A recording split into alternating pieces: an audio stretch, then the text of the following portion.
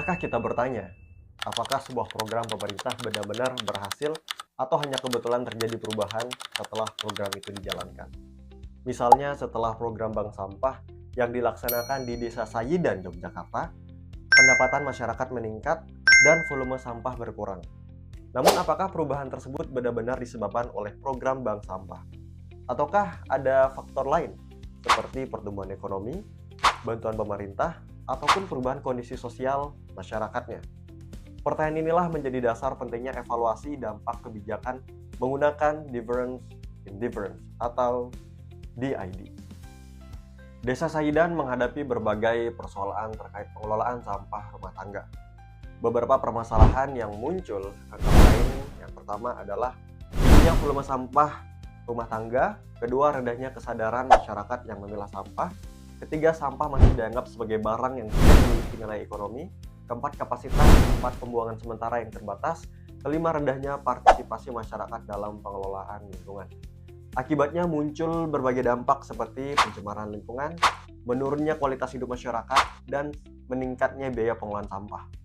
Sebagai solusi, pemerintah desa bersama rakyat membentuk program bank sampah yang bertujuan mengubah sampah menjadi sumber daya yang memiliki nilai ekonomis sekaligus meningkatkan kesadaran lingkungan masyarakat. Namun pertanyaan yang penting adalah, serba besar dampak program tersebut. Program bank sampah memiliki tujuan utama untuk menciptakan sistem pengelolaan sampah berbasis masyarakat yang berkelanjutan. Secara lebih spesifik, kebijakan ini bertujuan yang pertama, mengurangi volume sampah yang masuk ke tempat pembuangan. Yang kedua, meningkatkan partisipasi masyarakat dalam pengelolaan lingkungan.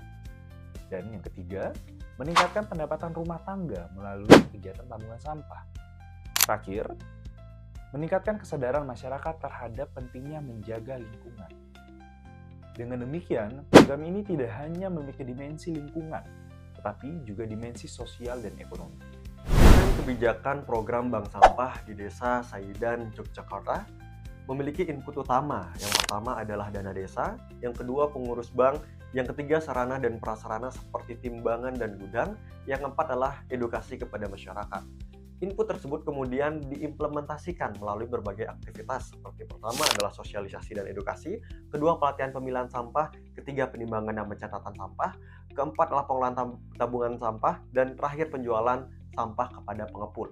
Dari aktivitas tersebut diharapkan menghasilkan output berupa pertama meningkatkannya jumlah nasabah, kedua bertambahnya volume sampah yang terkumpul, dan ketiga adalah meningkatnya frekuensi penyetoran sampah. Nah, output ini kemudian menghasilkan outcome berupa pertama berkurangnya volume sampah, kedua meningkatnya pendapatan masyarakat, yang ketiga meningkatnya partisipasi warga, dan pada akhirnya menciptakan impact berupa lingkungan yang bersih serta ekonomi sirkuler yang berkelanjutan. Untuk mengukur dampak kebijakan secara objektif, digunakan metode different in different atau DID. Metode ini membandingkan perubahan yang terjadi pada kelompok yang menerima program dengan kelompok yang tidak menerima program. Dalam penelitian ini, kelompok treatment adalah Desa Sayidan yang memiliki program bank sampah. Sedangkan kelompok kontrol adalah desa pembanding yang memiliki karakteristik serupa tetapi belum memiliki program bank sampah. Sebagai contoh, kita menggunakan indikator pendapatan rumah tangga. Sebelum program, pendapatan rata-rata warga Desa Sayidan sebesar 2 juta rupiah per bulan. Setelah program, pendapatan meningkat menjadi 2,8 juta rupiah. Artinya, terdapat kenaikan sebesar 800.000.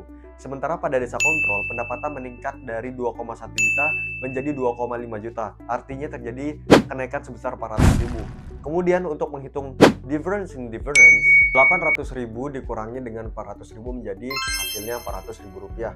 Interpretasinya adalah program bank sampah memberikan tambahan pendapatan sebesar 400.000 per rumah tangga di luar pengaruh faktor-faktor umum yang juga dialami oleh desa pembanding atau kontrol. Metode yang sama juga dapat digunakan untuk mengukur pengurangan volume sampah itu sendiri. Misalnya di Sayidan volume sampah turun dari 10 kg menjadi 5 kg per minggu. Sedangkan di desa kontrol atau pembanding turun dari 10 kg menjadi 8 kg. Maka diperoleh dampak bersih sebesar 3 kg pengurangan sampah per rumah tangga per minggu. Logika perubahan atau yang biasa kita kenal dengan theory of change dari kebijakan ini dapat dijelaskan sebagai berikut. Jika masyarakat memperoleh edukasi yang memadai serta fasilitas bank sampah tersedia, maka masyarakat akan mulai memilah dan menyetorkan sampah. Ketika perilaku tersebut berubah, volume sampah yang dibuang ke TPS akan berkurang. Sampah yang sebelumnya dianggap tidak bernilai kemudian memiliki nilai ekonomi. Nilai ekonomi tersebut menjadi tambahan pendapatan bagi rumah tangga. Pendapatan yang meningkat dan manfaat yang dirasakan masyarakat akan mendorong partisipasi yang lebih tinggi. Pada akhirnya, tercipta lingkungan yang lebih bersih, sehat, dan berkelanjutan. Berdasarkan desain kebijakan yang telah dijelaskan, program Bank Sampah Desa Saidan ini tidak hanya berfungsi sebagai instrumen pengelolaan lingkungan, tetapi juga sebagai instrumen pemberdayaan ekonomi masyarakat.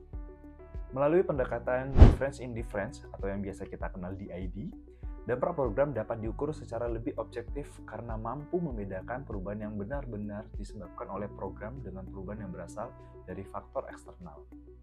Oleh karena itu, evaluasi berbasis DID menjadi salah satu pendekatan yang relevan untuk mendukung pengambilan keputusan kebijakan yang lebih efektif dan berbasis bukti atau yang biasa kita kenal evidence-based policy. Dan terima kasih.